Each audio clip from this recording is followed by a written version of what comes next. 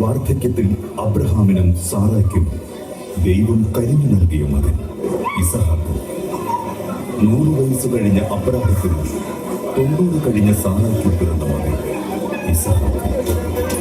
അവരുടെ ജീവിതത്തിന്റെ സന്തോഷത്തിലേക്ക് അബ്രാഹത്തിന്റെ വിശ്വാസത്തെ പരീക്ഷിച്ചുകൊണ്ട് ദൈവം ഇറങ്ങി വന്നു.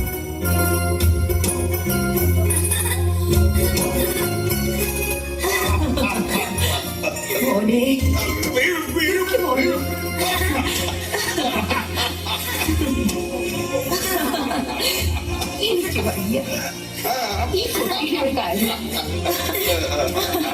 വാ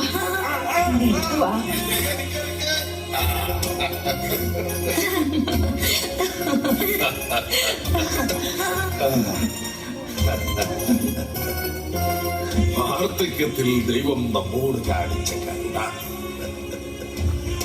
അബ്രഹാമിന്റെ സന്തതികളെ ആകാശത്തിലെ നക്ഷത്രങ്ങൾ പോലെയും ഭൂമിയിലെ മണൽത്തരികൾ പോലെയും വർദ്ധിപ്പിക്കുമെന്ന് ദൈവം ഉടമ്പടി ചെയ്തിരിക്കുന്നു. ഈ മകനിലൂടെയാണ് ഒക്കെയും സഫലമാവുക.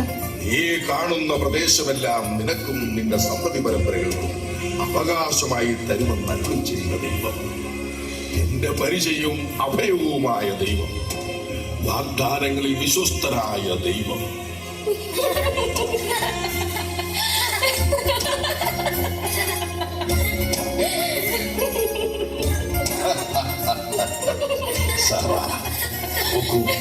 ദാസിമാരോടൊപ്പം ഇസഹാക്ക്.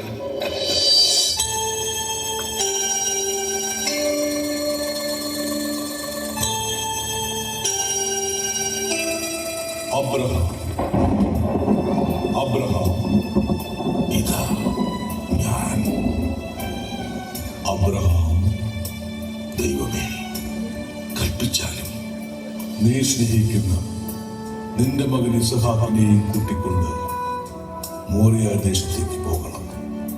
കർത്താവേ, മോറിയായി ഞാൻ കാണിച്ചു തരുന്ന മലമുകളിൽ നീ ഒരു ബലിവേദി ഒരുക്കണം. ആ ബലിവേദി നിന്റെ മകൻ ഇസഹാക്കിനെ എനിക്കായി ദഹന ബലി അർപ്പിക്കണം. ദൈവമേ, വാർദ്ധക്യത്തിൽ എനിക്ക് തന്ന മകനെ, അയ്യോ, ഞാൻ സാറായോടെന്ത് പറയും? ഞാൻ എന്റെ മകനോടെന്ത് പറയും? ദൈവമേ, ഈ അബ്രഹാമിനോട് പറഞ്ഞ വാഗ്ദാനങ്ങൾ ഇല്ല ഇല്ല, ഒരുപക്ഷെ ഇതൊക്കെ എന്റെ തോന്നലുകളാണ്. അല്ല അല്ല, ദൈവം ഒരു തോന്നലല്ല. ഞാൻ കണ്ടറിയുന്ന, ഞാൻ അനുഭവിച്ചറിയുന്ന സത്യമാണ്. ഈ നിമിഷങ്ങളിൽ ഞാൻ എന്താണ് ചെയ്യുക? ഞാൻ എന്റെ മകനെ കൊണ്ട് എവിടെയെങ്കിലും ഓടി ഒളിച്ചാലോ? ഇല്ല. ഈ പ്രപഞ്ചം നിറഞ്ഞു നിൽക്കുന്ന ദൈവത്തിന്റെ കൺമുന്നിൽ നിന്നും അബ്രഹാം എവിടേക്ക് ഒളിച്ചോടാൻ?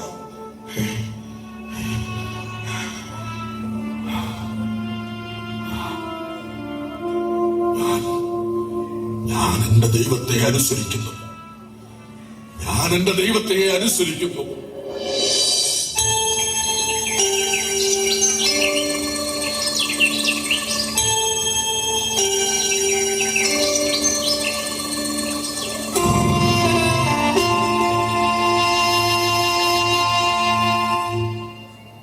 കഴുതയ്ക്ക് ചീനിയിട്ടോ?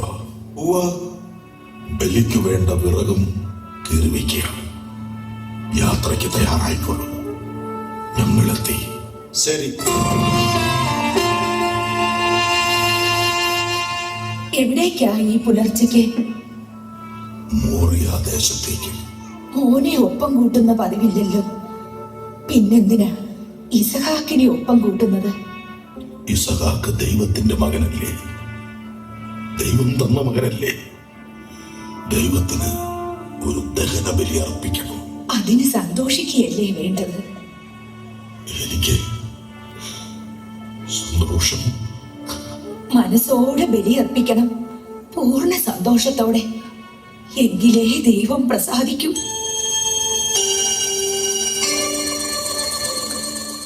അപ്പാ പോകാം. പോകാം. അമ്മയ്ക്കൊരു മുത്തം കൊടുത്തേക്ക്. അമ്മേ പോയി വരട്ടെ. ദേ, അപ്പന്റെ കൈ പിടിച്ചോണം. ദൈവത്തിന് ബലിയർപ്പിക്കുമ്പോ നന്നായി പ്രാർത്ഥിക്കണം. കനിവിന്റെ നിധിപേടകത്തിൽ നിന്നും അനുഗ്രഹങ്ങൾ വാരിക്കോരി തരണേന്ന്. ദേ, മോനെ സൂക്ഷിച്ചോണേ. വേഗം മടക്കി കൊണ്ടുവരണം. എനിക്കിവനെ പിരിഞ്ഞിരിക്കാൻ കഴിയില്ലെന്നറിയാലോ.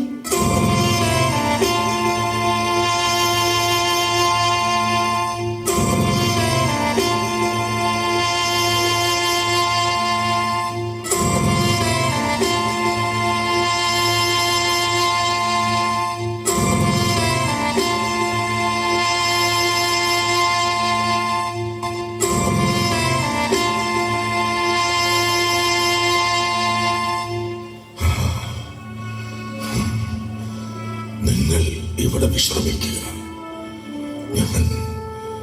ഞാൻ മോനോടൊപ്പം പോയി ദൈവത്തെ ആരാധിച്ചിട്ട് മടങ്ങി വരാം.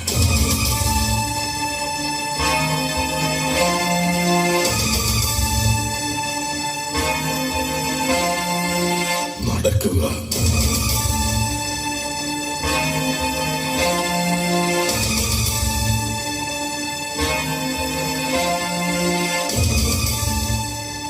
അപ്പാ നമ്മൾ ഒരു കൂട്ടം മറന്നു. തീയും വെള്ളം കരുതിയപ്പോ ദഹനബലിക്കുള്ള കുഞ്ഞാടിനെ കരുതിയില്ല. ബലിക്കുള്ള കുഞ്ഞാടിനെ ദൈവം തരും.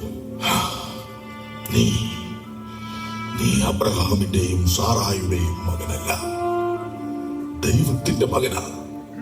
അബ്രഹാം തേരാഗിന്റെ പുത്രനല്ല, ദൈവത്തിൻ്റെതാ. ഈ ലോകവും അതിലെ സമസ്ത ജീവജാലങ്ങളും ദൈവത്തിന് അവകാശപ്പെട്ടതാ. മനസ്സിലാകുന്നുണ്ടോ മോന്? മനസ്സിലാകുന്നുണ്ട്. ഇസഹാക്കിന്റെ അവകാശി ആരാ? ദൈവം. ആ ദൈവം നിന്നെ മടക്കി ചോദിച്ചാൽ അപ്പാ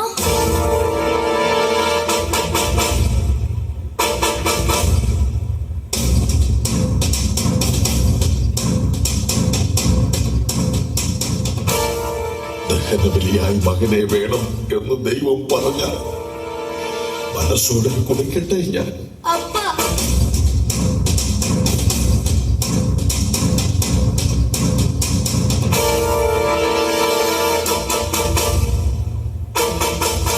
കർത്താവേ, ഇതാ ഞാൻ ദഹനബലിയായി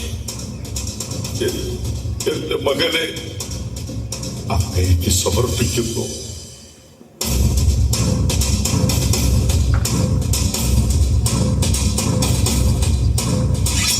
അബ്രഹാം, ഇതാ ഞാൻ. കുട്ടിയുടെ മേൽ കൈവയ്ക്കരുത്. നിന്റെ ഏകപുത്രനെ പോലും എനിക്ക് തരാൻ തക്ക വിധം നീ എന്നെ ഭയപ്പെടുന്നു എന്നെനിക്ക് ഉറപ്പായി. അതിനാൽ ഞാൻ നിന്നെ സമർത്ഥമായി അനുഗ്രഹിക്കും.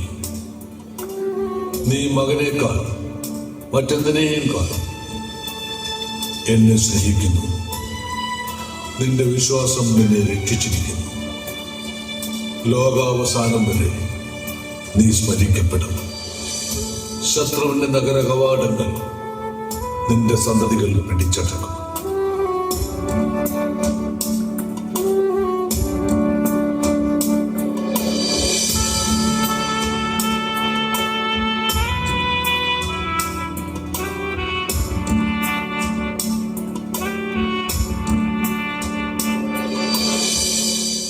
അബ്രാഹത്തിന്റെ വിശ്വാസം നമുക്ക് പാഠമാക്കണം. ലോകത്ത് മറ്റെന്തിനേക്കാൾ ദൈവത്തിൽ വിശ്വസിക്കുന്നവരെ ദൈവം സമൃദ്ധമായി അനുഗ്രഹിക്കും.